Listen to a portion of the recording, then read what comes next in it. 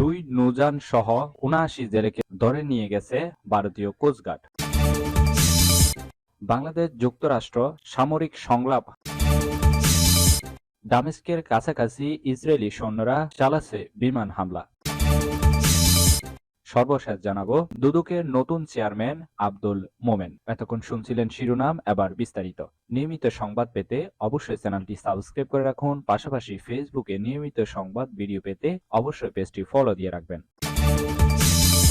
দুই নৌযান সহ ৭৯ জনকে ধরে নিয়ে গেছে ভারতীয় কোস্টগার্ড। বাংলাদেশের সমুদ্র সীমা থেকে ৭৯ নাবিক সহ মাছ ধরা দুটি নৌযানকে ভারতীয় কোস্টগার্ড ধরে নিয়ে গেছে বলে অভিযোগ পাওয়া গেছে। নৌযান দুটি হলো এফবি মেঘনা ৫ ও এফবি লাইলা ২। এফবি মেঘনা ৫ এর মালিক প্রতিষ্ঠান চট্টগ্রামের সিএনএ অ্যাগ্রো লিমিটেড, আর এফবি লাইলার মালিক প্রতিষ্ঠান এসআর ফিশিং। খুলনার হিরন পয়েন্ট এলাকায় ভারতের জলসীমার কাছ থেকে তাদের ধরে নিয়ে যাওয়া হয় বলে নৌযান দুটির মালিকপক্ষ এই তথ্য নিশ্চিত করেছে। সিএনএ অ্যাগ্রো লিমিটেডের ব্যবস্থাপক আনসারুল হক গণমাধ্যমকে বলেন, জাহাজের নাবিকেরা আমাদের সঙ্গে যোগাযোগ করেছেন। আমরা সর্বশেষ খবর পেয়েছি জাহাজ দুটিকে ভারতের উড়িষ্যার দিকে নিয়ে যাওয়া হচ্ছে। নৌপরিবহন অধিদপ্তরের ব্যবস্থাপনা পরিচালক কমোডোর মোহাম্মদ মাকসুদ আলম সংবাদ মাধ্যমকে বলেন, ভারতের সমুদ্র সীমার কাছ থেকে দুটি জাহাজ আটক করে নিয়ে গেছে। কোস্টগার্ড সহ সরকারি সংশ্লিষ্ট প্রতিষ্ঠান ওই দেশের সাথে যোগাযোগ করছে। আমরা বিষয়টি নজরে রাখছি। বাংলাদেশ যুক্তরাষ্ট্র সামরিক সংলাপ। বাংলাদেশ ও যুক্তরাষ্ট্রের মধ্যে দ্বিপাক্ষিক সামরিক সংলাপ শুরু হচ্ছে আগামীকাল বুধবার। ১১তম এ সামরিক সংলাপ ১১ ও ১২ ডিসেম্বর যুক্তরাষ্ট্রের হাওয়ে অনুষ্ঠিত হবে। আন্তর্জাতিক বাহিনী জনসংযোগ পরিদপ্তরের পাঠানো এক সংবাদ বিজ্ঞপ্তিতে এ তথ্য জানানো হয়। ২ দিনব্যাপী অনুষ্ঠানে সামরিক সংলাপে বাংলাদেশ থেকে একটি সামরিক প্রতিনিধি দল অংশগ্রহণ করবে। বাংলাদেশের প্রতিনিধি দলের নেতৃত্ব দেবেন সশস্ত্র বাহিনীর বিভাগের অপারেশন ও পরিকল্পনা পরিদপ্তরের মহাপরিচালক ব্রিগেডিয়ার জেনারেল মোহাম্মদ আলিমুল আমিন এবং সেনা, নৌ ও বিমান বাহিনী ছাড়াও পররাষ্ট্র মন্ত্রণালয় ও বাংলাদেশ কোস্টগার্ডের উচ্চ পর্যায়ের কর্মকর্তারা রয়েছেন।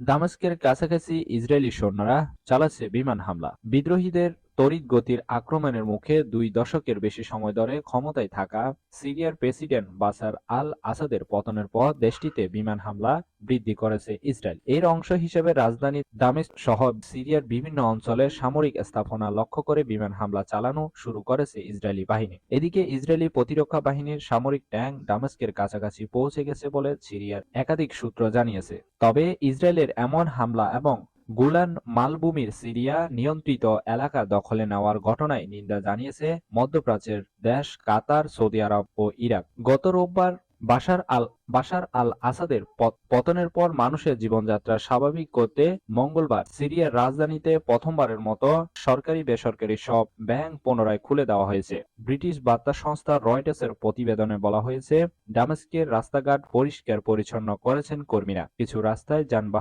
যানবাহনের চলাচল বেড়েছে। দোকানপাট পুনরায় খুলতে শুরু করেছে। নির্মাণ শ্রমিকেরা শহরের কেন্দ্রস্থলের গোল চত্বর মেরামত করেছেন।